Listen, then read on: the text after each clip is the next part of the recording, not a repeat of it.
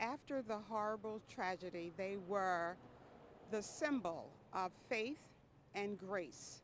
And so to have this first conversation here, Living Your Truth, was very important, as we would like to continue in that spirit.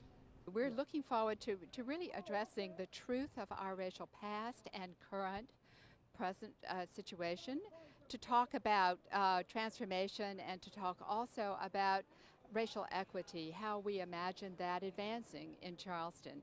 We invite you to engage with us, not only tonight, but in our future events, and to advance social justice and racial equity. Carolyn has earned many journalism awards for consumer and medical reporting, as well as reports that focus on women's health. Again, I want you to know how honored I am to be here tonight, because I believe sincerely that this event is important, it's essential, and it is also pivotal to us.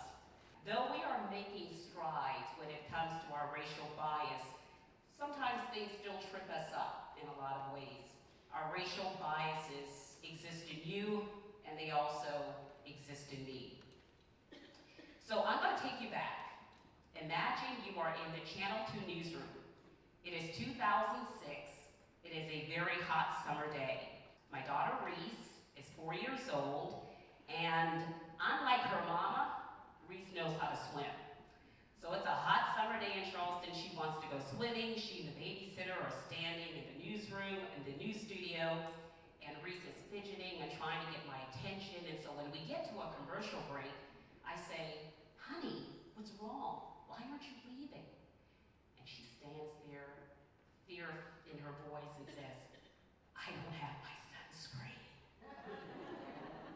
And Warren turns to me and says, "Does she know she's black?" When you don't deal with the truth, I'm not going to stay in the meeting very long. I'm on the clock. I'm 66 years old now. I ain't got time to be sitting there being cute, trying to get you to feel better. And so they said they want to do social justice. That's what I do. And other people told me, one, you can't be so forward, you can't shame people, and you can't make them uncomfortable. I said it was a hell of a time to find that out, because that's what happened to me all my life. The Confederate flag for my grandfather was something to be avoided, not celebrated, as invoking in his mind the recurring nightmares of those terrible times in his life. I would not presume to tell black people what attitude to adopt. Instead, I'll venture a few modest suggestions for white people. Much has been said about apologizing for slavery. That was a sort of fad that caught on 2 years ago. Frankly, the idea has been a flop. Any apology rings hollow. A simple "I'm sorry" can hardly atone for the most monumental crime in the history of humankind.